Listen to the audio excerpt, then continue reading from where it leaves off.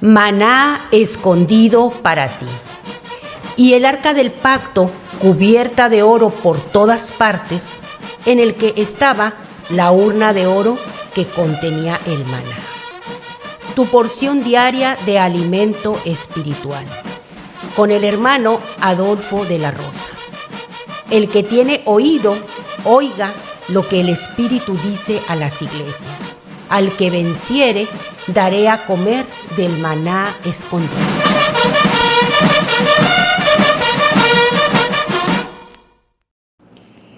Hermano Adolfo, demos gracias a Dios por su palabra, dada a través del maná escondido para ti.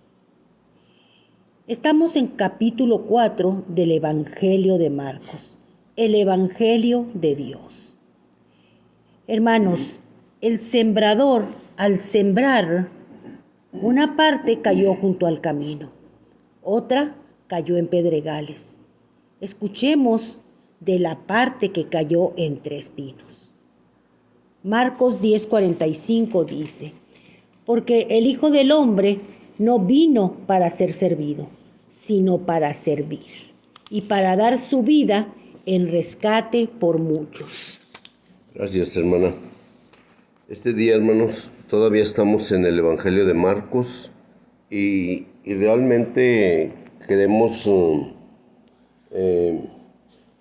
ayer hablamos de la semilla que cayó entre pedregales, ¿verdad? Entre piedras, y eso denota nuestros pecados. Y tratamos de ayudar un poquito en que usted se pueda liberar de esos pecados. Pero hoy,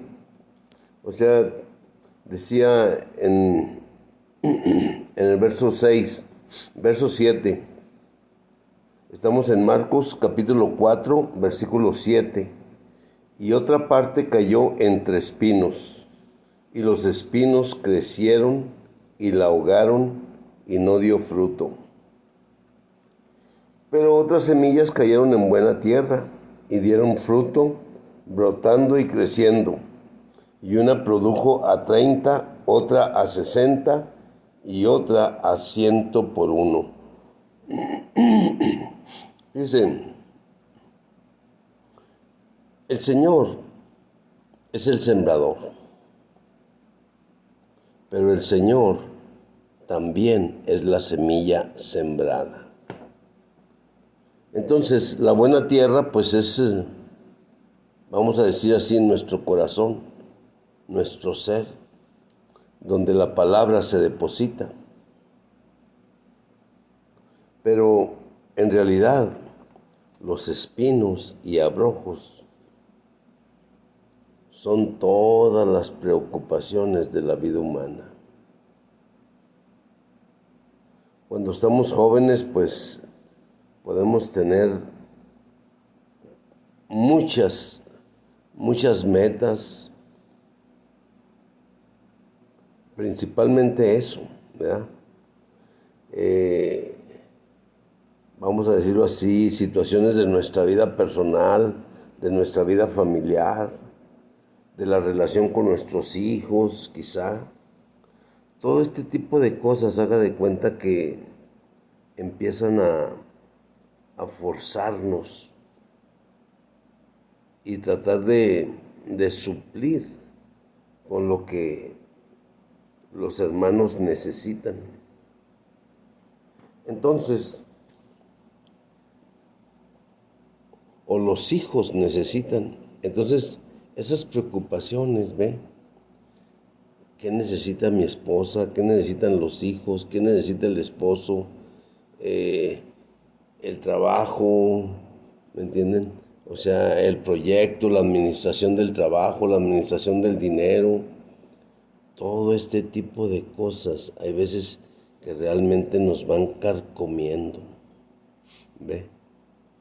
Los espinos, pues prácticamente se van clavando ahí con ciertas cosas. No, es que yo debo de trabajar, yo debo de hacer esto, yo debo de hacer lo otro. Y yo digo, sí está bien, entre comillas, pero eso simple y sencillamente anula la palabra sembrada en nuestro corazón. Entonces, el Señor es el sembrador, pero también es la semilla sembrada. Y también es el reino de Dios. El reino de Dios, o sea, no vendrá y no dirán, helo aquí o helo allá. No.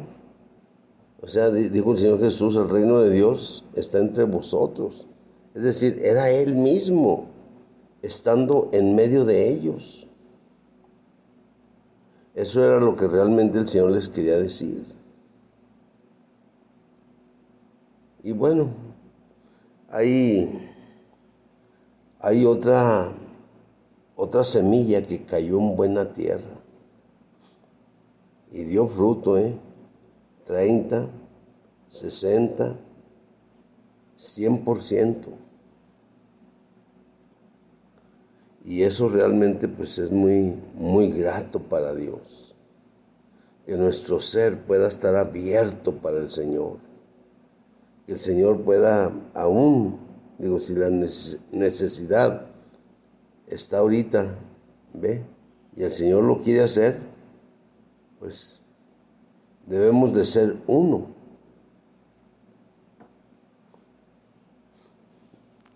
Entonces, hermanos, la semilla debe de caer en una tierra preparada, en una tierra fértil. Y eso tiene mucho que ver con nuestro propio ser, con nuestro carácter, con ¿cómo le diremos? Nuestra actitud, ¿ve? Es muy importante porque pues también de ahí depende que realmente nosotros podamos hacer las cosas adecuadamente. Dios quiere darnos todo, hermanos. Estas son las parábolas acerca del reino de los cielos, ¿sí? Pero el Señor en Mateo, el Señor dice, mas buscad primeramente el reino de Dios y su justicia, y todas las cosas necesarias para nuestro vivir humano os serán añadidas. Entonces eso quiere decir que Dios siempre está dispuesto, ¿me entiende?, a suplir nuestra necesidad humana. Siempre, hermanos. Él siempre lo quiere hacer. Algunas veces por razones prácticas, pues a veces hasta cierto punto nosotros participamos. Pero Dios siempre está dispuesto a suplir nuestra necesidad humana. Hermanos, a veces necesitamos darle chance al Señor. A veces necesitamos abrirnos nosotros mismos totalmente al Señor. Poder decirle, amén, Señor, aquí estoy.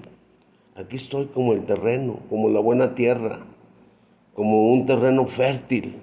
Señor, labora sobre mí, escarda sobre mí, barbecha sobre mí. Quiero que realmente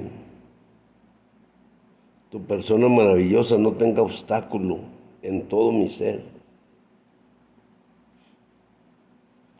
Y hermanos, entonces la parábola en este sentido, unos dan al 30% de fruto, otros dan el 60% y otros dan el 100%, hermano.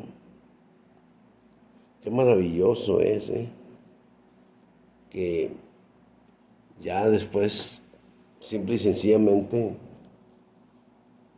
si nuestro corazón está abierto al Señor, hermanos, el Señor puede darnos un crecimiento de un 30%, o quizá de un 60%, o quizá de un 100%.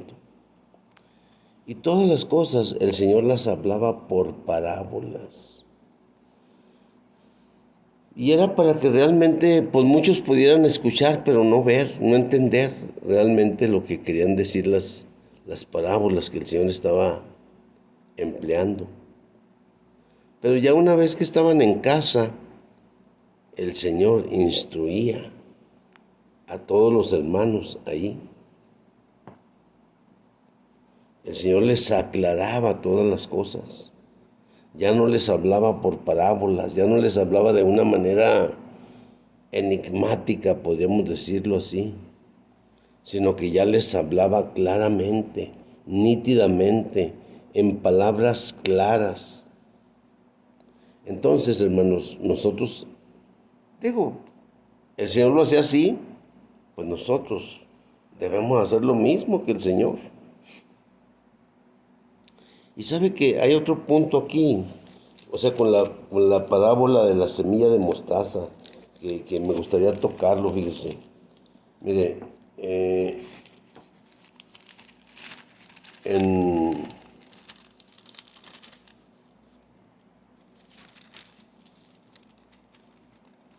bueno, aquí en el versículo 30, estamos en Marcos capítulo 4, en el versículo 30, decía también, ¿a qué compararemos el reino de Dios? ¿O con qué parábola lo presentaremos? Es como un grano de mostaza, que cuando se siembra en la tierra, es la más pequeña de todas las semillas que hay en la tierra. Y una vez sembrado, crece y se hace más grande que todas las hortalizas y echa grandes ramas, de tal manera que las aves del cielo pueden anidar bajo su sombra. En muchas parábolas como estas les hablaba la palabra conforme a lo que podían oír, y sin parábolas no les hablaba, pero a sus propios discípulos les explicaba todo en privado. Entonces, aquí está la parábola del grano de mostaza. En realidad es una hortaliza, pero luego a veces, cuando crece de una manera religiosa, ¿me entiende? Puede ser realmente algo peligroso, porque, pues, simple y sencillamente, el árbol se transmuta. O sea, la semilla de mostaza es una hortaliza, pero luego esa hortaliza, ¿me entiende? Aquí se vuelve un árbol. Pero escuche usted, vienen las aves del cielo y pueden anidar bajo su sombra. De nuevo, debe subrayar esta palabra aves, ¿sí? O sea, estamos en capítulo 4, fíjese, y estamos manejando en el mismo capítulo cómo las aves son el maligno, son el diablo, son Satanás. Y aquí, o sea, la parábola del grano de mostaza es exactamente lo mismo. No podemos interpretar de una manera positiva esta parábola, sino que debemos de interpretarla de acuerdo a cómo lo hemos hecho. Así que en realidad, hermanos, esto de que vengan las aves y aniden en sus ramas, eso implica, ¿me entiende?, en las grandes religiones, cómo a veces nuestra estancia, o digo por X o Y, nosotros podemos hacer muchas cosas, pero el Señor dice que eso es una transmutación, eso no es algo natural, eso no es algo correcto. Entonces, una hortaliza se vuelve todo un árbol grande, y en ese árbol grande vienen y anidan las aves de los cielos. Entonces, no podemos interpretarla de una manera positiva, ¿me entiende? Como que si así fuera el reino de los cielos. Me gusta mucho en Mateo capítulo 13, porque el Señor está hablando de estas parábolas, exactamente, ¿ve? Pero realmente, o sea, ahí Nada más la primera parábola, la parábola del sembrador, es diferente a las otras 6. ¿En qué sentido? Porque las otras 6 inician con la leyenda: el reino de los cielos es semejante. El reino de los cielos es semejante. El reino de los cielos es semejante. El reino de los cielos es semejante. Eso es muy fuerte, ¿me entiende? Bueno, hermanos, aquí vamos a parar.